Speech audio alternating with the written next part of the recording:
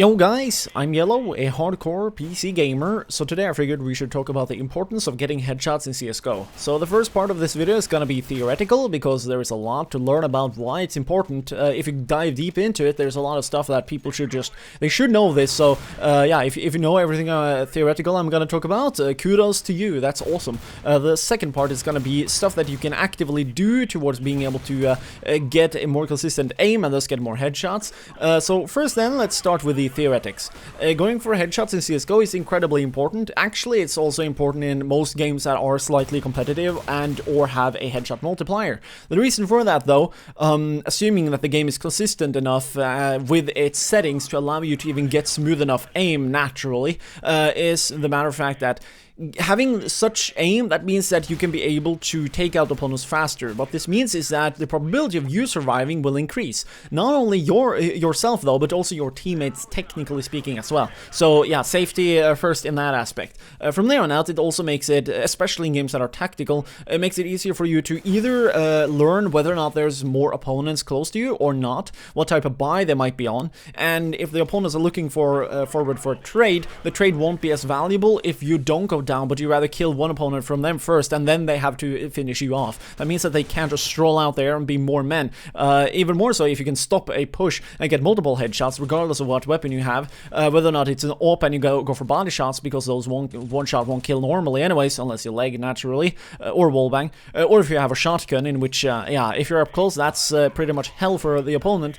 Yeah, long story short there is that, regardless, it's going to be incredibly important, especially in the terms of relaying information too, by the way. If you dink an opponent, that means that he will probably have less than 15 HP. Relaying this to your teammates is going to be incredibly important, because that means that you don't necessarily have to go for that small hitbox, which is on the head, which the opponent can bob and weave, by the way, which makes it even more harder for you to hit him, and, you know, vice versa in that sense. Instead, you can go for the entire body, which I did right there in that little clutch moment, and what that means is that the chance for me to not get hit and killing the opponent instead will increase drastically, because I just need to wall bang, hit him in the foot or something, and he will die. If not the arm, if not the entire torso and body, including the head, which, yeah, that's way more favorable rather than anything else. So just dinking an opponent and then relaying that information is very important. As you can see right here, I think I overkill these two guys by dinking both, which I didn't need to do, as we can see here in the hindsight X-ray replay. I could have just body shotted both of them, but yeah, I didn't ever get the information, so I just went for headshots, which is something you should thus do universally, even though, again, it's not always necessary. So communication is key in this aspect. There's not too much more to mention about the importance of headshots, other than something related to the information play, and that is that if you then analyze, let's say that you dink somebody and you analyze what weapons they have, there's a huge chance that they might be on an eco buy if the guy you killed does not have any particular weapon. If you got armor or not, you can also see if you hit somebody on the body, whether or not blood will splatter. So keep those things in mind, and yeah, keep on chugging along. That also can allow you to predict essentially where the opponents might be as well, because, you know, if you kill one guy, you find nobody else, the four guys are probably at the opposite side, you know? So anyways, let's thus then go over to things that you can actively do to get better and more consistent aim. Pretty basic stuff, really. You want to practice a game a lot, learn all the angles, how they work, try and pre-aim them as well. The more pre-aiming you learn, the better, because that way you can already aim at head level, and you can already aim where the head of the opponent might appear at, depending on time and place in the game and the round, or with a rotation, or whatever kind of angle or sight you're playing at. And from there on out, you know, all you need to focus on is your raw aim. Now, there is a couple of implications here, and that is going to be exactly how consistent with the frame rate your PC is.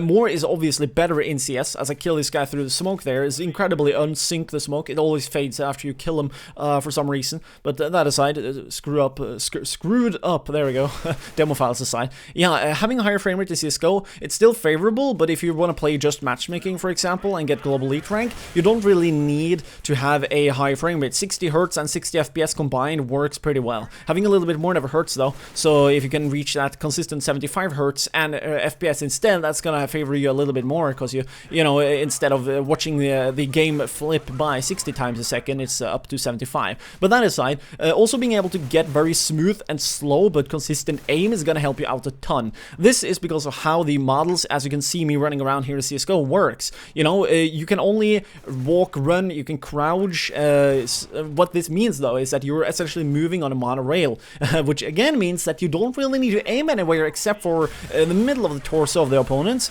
and at the head level. If not, you might want to turn around in very particular ways depending on time and place if the opponents might throw grenades. But that aside, essentially in that aspect only need to aim at two levels at all times because of how the characters moves. So practicing these angles a lot and just programming them into your brain, just like how I am instantly going to aim towards somebody's head to try and kill him, as you can see right there, just like that, you can also learn how to just aim directly at the people, and as you keep on playing then you will learn these angles and it will get programmed into your brain. This is probably the least satisfying thing I can explain here though. It takes a lot of practice. I mean, imagine all the maps you got in CSGO. You got Inferno, you got Cache, you got Nuke, you got Cobblestone I'm on right now. There's so many sights, so many angles, so many timings, so many positions, so many, you know, ways that you're gonna combat an opponent, and combine that with how inaccurate weapons are in CSGO compared to how they were in the past, former editions of CSGO as well as former titles.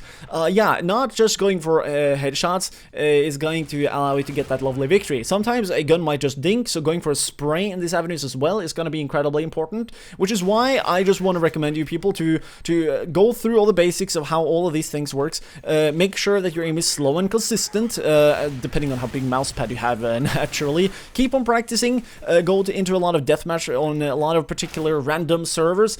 Free for all I would recommend, even more so just playing on not Dust 2, because that is just one map with one set of angles, and you know, with a couple of, I don't know, 5, 10, 20, 50 hours, you're going to be able to get a lot of headshots. So hopefully you'll learn something in this video. If you did not, that's actually kind of awesome. Thanks for watching. If you want to support the channel, you can do that on the Patreon page. Links in the description below. There's also some t-shirt links if you fancy the dragon logo. Anyways, thanks for watching, have a nice day, and don't get beastified when you play.